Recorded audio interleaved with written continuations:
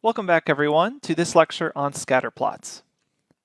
Scatterplots, which you're probably already familiar with, show the relationship between two continuous features.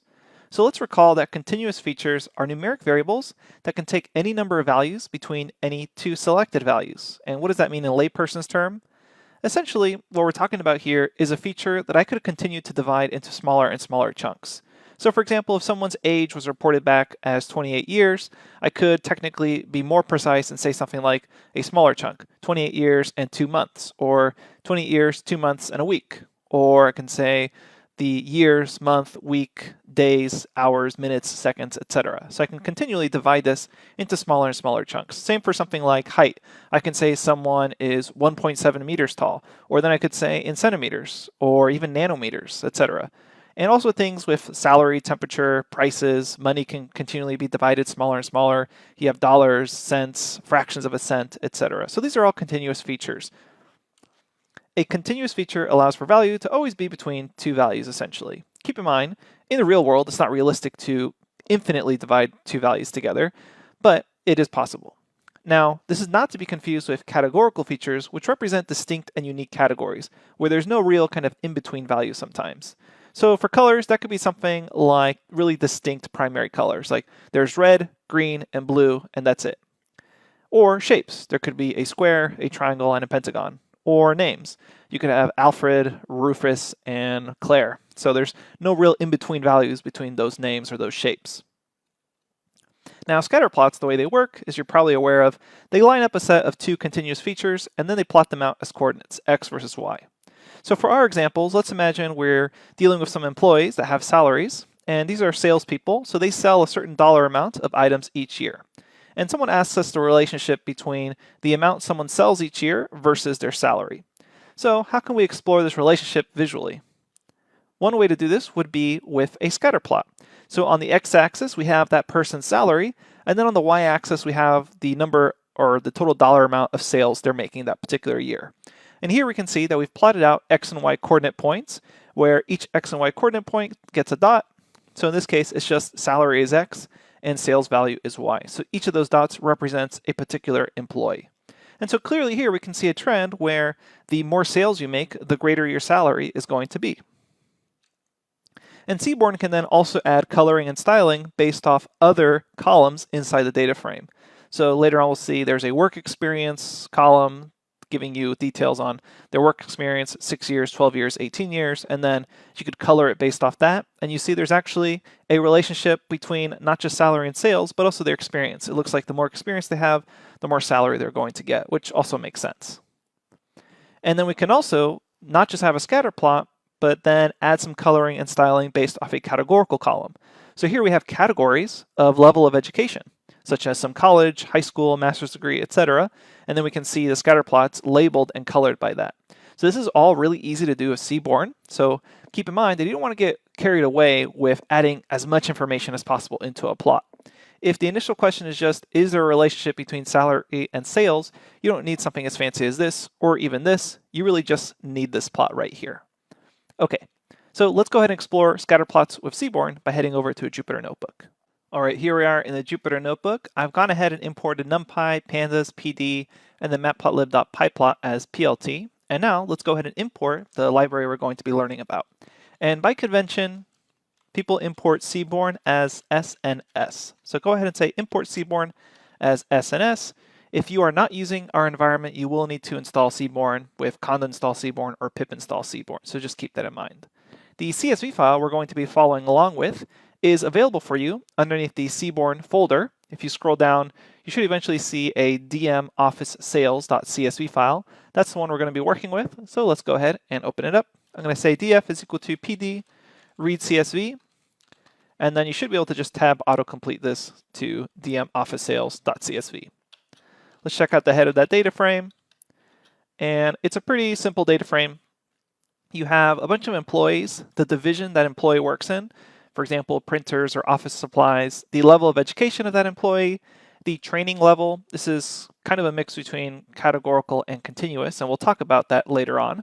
The work experience, how many years they have working there, and then salary and sales. So clearly, if someone asked us what is the relationship between salary and sales, we can try to answer that numerically. Maybe we take the Pearson correlation coefficient between salary and sales, see if they're correlated, or what might be nicer is to just visualize this. So that's where the scatter plot comes in. So let's learn a little bit about Seaborn, syntax, and the scatter plot. And I do recommend that you do check out the Seaborn online documentation because it really is fantastic. Now, let's talk about Seaborn. To start off, you pretty much always say SNS dot and then the name of your plot. And you can hit tab here to see the various parameters, but there's also a lot of things that are not plot types, but for the most part, the ones we're going to be using at least are just different plots types. So here we have a heat map, we have a factor plot, LM plot, line plot, etc. In this case, the one we're using is called Scatterplot. And then the generalized call signature for all Seaborn plots are what do you want to define the x-axis, what do you want to define the y-axis, and then where is the data coming from? And this data is going to be a data frame. And then everything else like style, size, palette, etc., we're going to learn about as we go. So first things first, we're going to say x is salary, and this string that you provide needs to match the string here for the data frame column name. And then y is going to be sales, and data is equal to df. And you run this, and it's going to automatically create this scatter plot for you. So I did mention that Seaborn is actually creating this with matplotlib. And that means you can actually grab this figure canvas and start editing it before you even call Scatterplot with Seaborn. So the way that works is, let's imagine I wanted to edit this figure size. What I could do is say PLT, and this should go in the same cell, fig size is equal to, and let's make it kind of extreme so we can see the effect. I'm going to say fig size is equal to 12 by 4. Go ahead and run that, and now we can see here that the figure is clearly stretched to 12 by 4. So this is a little confusing at first, especially if people jump straight to Seaborn, which is why we learned about matplotlib first. But as I keep mentioning, Seaborn is just calling matplotlib on the back end, which means if you start defining a figure right before you call Seaborn, Seaborn's actually going to then adjust to those figure parameters, which means if you want the images to be a little clearer, you can also up the DPI to get something that looks a little clearer. So you might notice, since I'm super zoomed in throughout this filming, that the images appear slightly blurred. It was kind of the same deal with matplotlib. Keep in mind you can always affect fig size and DPI to just sharpen up those images a little bit. Okay, so now that we understand how to connect matplotlib and Seaborn, let's explore the Seaborn parameters. And that's pretty much what we're going to be doing for all the plot types. We'll give you a background of why and when to use them, the very basics of the plot, basically calling the plot itself, and then what parameters do we have available in Seaborn versus what parameters do we have that are special to this plot type. So what can I do with Scatterplot? Well, if I want, there's a really special parameter called hue.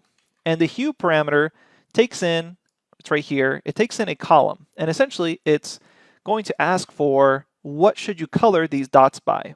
If you don't provide a hue, it just colors them all the same value. But what you can do is say hue is equal to, and then choose another column here. For example, I could choose the level of education column. So let's say hue is equal to the level of education column. And I'm going to zoom out just one level so we can see the whole thing here. So I'm saying X is salary, Y is sales, data is df, and then hue essentially says color the points by this column. So when you run that, it automatically creates a legend for you, which is super nice. And then it goes ahead and colors the points based off this particular category.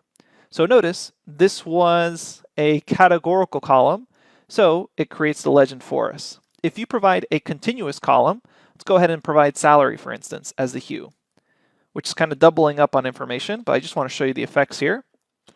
If you choose salary, what it's going to do is it's going to essentially create a gradient for you.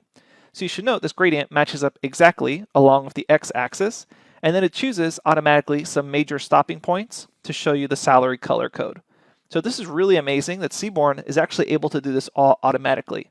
So it can hue either by a continuous column or a categorical one, which means right now, if I switch this back to level of education, I am now showing on a two-dimensional plot 3 dimensions of information. The salary is 1 dimension, Sales is the second dimension, and then level of education is technically a third dimension of information, or 3 features of information, which is kind of impressive given the fact that I'm kind of dealing in a 2D plot world.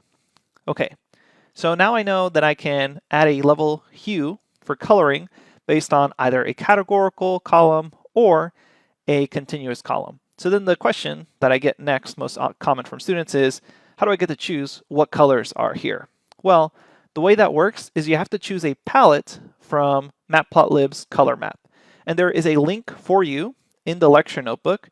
It's this link right here, matplotlib.org, tutorials, color maps. So if we go to that link, it will look something like this. Let me bring it over. And it's the Matplotlib color map link. So essentially you start scrolling down here and it tells you a list and description of all the various color maps. That's not super useful to just read them. Instead, I like better to scroll down and see the actual color mappings for myself. And you'll notice by default, it usually chooses something like Viridis or Magma or Plasma or something like that. So what's really important to note here is these perceptually uniform sequential color maps. These are actually specially designed so that people who are colorblind are also able to perceive the difference in color, which is super important. So always keep that in mind. You want to choose something that will work for people who are also colorblind. So the only confusing part here is you have all these options. Notice you have this qualitative color maps as well, which makes sense for things that are categories. But the one confusing thing here is that in Matplotlib, these are known as color maps. And there's this external library called Palatable, which is kind of another layer of confusion. But really, the main thing I want to point out here is they're color maps in Matplotlib, but when you're talking about the color mapping here in Scatterplot, the parameter it chooses to call it is palette. So what you do is you just say, okay, palette is equal to, and I'm going to put this kind of on a new line here, so comma, palette is equal to, and then I come back to my color maps. Since I know I'm choosing a categorical column, I should probably choose a categorical or qualitative color mapping.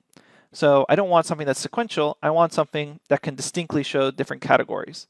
So we can see here maybe dark 2 looks like a nice set of colors. So we'll come back here and say my palette is equal to that string code dark 2. And you have to spell it exactly correct in order for it to work. So then I've switched out the default palette to dark 2. If I were to spell this slightly differently, notice I kind of messed it up here with the lowercase d. It's going to report back, hey, I am not able to find it as a palette name. But if you do scroll up, it should eventually give you a list of all the palette names that it does recognize. So keep that in mind. It does tell you the quick list right here in case you accidentally spelled it wrong. But it's a lot easier to just look it up in the documentation. So let's go ahead and make that dark 2, which makes sense for categorical. Okay, so we know now how to color based off another column, as well as how to choose the basis for that coloring. You can also actually size this based off another column. So for example, I could say right here, let's go ahead and remove hue and palette. But what I could do is say, all right, I want the size of the points to be based off salary as well, just to make it even more readable. And so what it does is you'll notice the bigger your salary is, the bigger this point is. So people with smaller salaries have smaller points, people with larger salaries have larger points. And I could do this for any column. It doesn't have to be continuous as well, but it should probably make more sense for something that's continuous. So we could do something like work experience, for instance. And now I've sized it based off work experience. And so now again, I'm showing 3 dimensions of information on a 2D plot. So lots of things you can do here. And if you want, you can both size and color by things. Common question I get here is, what if I just want to make all the markers a little larger? Well, that is what the S argument is for. So S is just a general size. So for example, if I make it 200, it just means go ahead and make all the points a little larger. Now, when we're dealing with thousands and thousands of points, possibly, you're inevitably going to get some points stacked right on top of another point. To alleviate this, what you can do is you can set an alpha parameter. So an alpha parameter just means transparency. If you have transparency is 0, that means everything's fully transparent. So you get something completely white. If you have alpha is equal to 1, that means fully opaque, which is the default.